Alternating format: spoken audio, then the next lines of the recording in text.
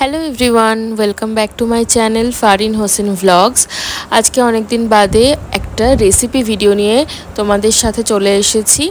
এর আগে আমি অনেক রেসিপি ভিডিও আমার ইউটিউব চ্যানেলে শেয়ার করেছি, কিন্তু মাঝে আমি একদমই রেসিপি ভিডিও শেয়ার করতে পারিনি। তাই আজকে একটা রেসিপি ভিডিও নিয়ে চলে এসেছি। এটা হচ্ছে চিলি চিকেনের একটা রেসিপি। আমার মতো করে আমি বানিয়েছি। চিলি চিকেন অনেক রকমভাবে অনেকে বানায়, আমি এইভাবে বানাই। তো চলো ভিডিওটা শুরু করি। তো প্রথমে আমি এখানে ক্যাপসিকাম আর পেঁয়াজ আর কিছু কাঁচা লঙ্কা ছোটো ছোটো করে কেটে নিয়েছি, মানে যেরকমভাবে আর কি কাটা হয়। এখানে আমি ফ্রিজ থেকে প্রথমে ক্যাপসিকাম পেঁয়াজটা বার করে নিয়েছি, তারপর কাঁচা লঙ্কাটা বার করে নিয়েছি। আমি প্রথমে ভেবেছিলাম যে হয়তো সরু কাঁচা লঙ্কা আছে, তারপর দেখলাম এগুলো আছে, তো আমি এগুলো দিয়েই কাজ চালিয়ে নিয়েছি।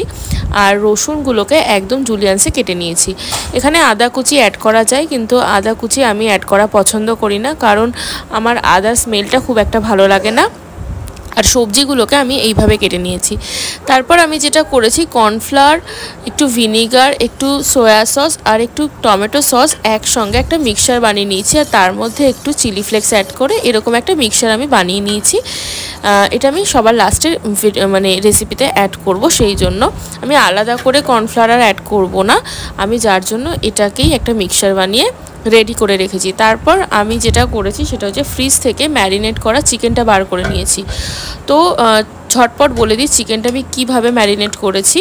চিকেনটাতে আমি গুঁড়ো লঙ্কা, মানে হচ্ছে যেটা কাশ্মীরি লঙ্কা, যেটাতে ঝাল থাকে না, সেটা, গোলমরিচ গুঁড়ো, নুন, একটা বা দুটো ডিম তোমরা ইউজ করতে পারো, আমি একটা ডিমই ইউজ করেছি, আর কর্নফ্লাওয়ার আর আদা রসুন বাটা আর একটু সয়া সস, এই দিয়ে আমি চিকেনটা প্রায় 2 ঘন্টা ম্যারিনেট করে ফ্রিজে রেখে দিয়েছিলাম। তাতে যেটা হবে, যখন চিকেনটা আমি ফ্রাই করব তখন চিকেনগুলো একে অপরের সঙ্গে লেগে যাবে না, খুব হালকা হালকাভাবে ফ্রাই হবে। আর আমার মার কিচেনে চিমনিটা রিসেন্টলি খারাপ হয়ে গেছে, যার জন্য আমি যেহেতু এগুলো ফ্রাই করবো ওই জন্য আমি জানলাটা খুলে নিয়েছিলাম। আর এগুলো আমি দেখো ফ্রাই করতে বসিয়ে দিয়েছি, সাদা তেল আমি ইউজ করেছি ফ্রাই করার জন্য। দেখো প্রায় 2-3 ঘন্টা আগে আমি এটা ম্যারিনেট করে রেখেছিলাম, এই জন্য কিন্তু প্রতিটা চিকেনের পিস আলাদা আলাদাভাবে ফ্রাই হচ্ছে। না হলে যেটা হয়, কর্নফ্লাওয়ার ইউজ করার কারণে এই চিকেনগুলো কিন্তু একসঙ্গে একটু লেগে যায়, কিন্তু ম্যারিনেট করে রাখলে চিকেনের পিসগুলো খুব সুন্দরভাবে আলাদা আলাদাভাবে ফ্রাই হবে। আর এরকমভাবে ব্রাউন ব্রাউন করে আমি ফ্রাই করে নিয়েছি। এবার তোমরা বলতেই পারো এটা হয়তো একটু বেশি ফ্রাই হয়ে গেছে, আমার কিন্তু এরকমই ভালো লাগে। এই জন্য প্রথমেই আমি বলেছি যে এই চিলি চিকেনটা আমি আমার মতো করে বানাই। তো এরপরে সাদা তেল যেটা ছিল কড়াইতে, তার মধ্যে আর একটুখানি তেল আমি অ্যাড করেছিলাম। আর এর মধ্যে আমি দিয়ে দিয়েছি জুলিয়ান্স করে কাটা রসুনটাকে একদম কুচি করে কেটে নিয়েছিলাম, আর কাঁচা লঙ্কা, সেটাকে একটুখানি নাড়াচাড়া করেই আমি এর মধ্যে পেঁয়াজ আর ক্যাপসিকামটা দিয়ে দিয়েছি। এখানে বিভিন্ন কালারের ক্যাপসিকাম তোমরা ইউজ করতে পারো, যেমন লাল, হলুদ, যার যেরকম ইচ্ছা। আমার কাছে গ্রিনটাই ছিল, তাই আমি এই সবুজ ক্যাপসিকামটাই শুধু ইউজ করেছি। তারপরে দেখবে পেঁয়াজটা একটু পিঙ্ক মানে একটুখানি নরম হয়ে এলেই সেখানে দিয়ে দিয়েছি আমি গোলমরিচ গুঁড়ো। এক্ষেত্রে কিন্তু পেঁয়াজ আর ক্যাপসিকাম দুটোই ক্রাঞ্চি থাকবে, একদম সফট হবে না। জাস্ট হাই ফ্লেমে একটু নাড়াচাড়া করে নিতে হবে, ফ্লেমটা লো করলেই কিন্তু পেঁয়াজ ক্যাপসিকাম দুটোই নরম হয়ে যাবে। এরপরে যেটা করেছি, আমি 1 চামচ ভিনিগার, আমি ওই ভিনিগারের কৌটোর ঢাকনাতে নিয়েই আমি অ্যাড করেছি। যেহেতু ওই মিক্সচারে আমি ভিনিগার দিয়েছি, তাই অল্প একটু ভিনিগার আমি অ্যাড করেছি। আর জানো তো, মানে এক হাতে ফোন নিয়ে আর এক হাতে রান্না করা ভীষণ মুশকিল।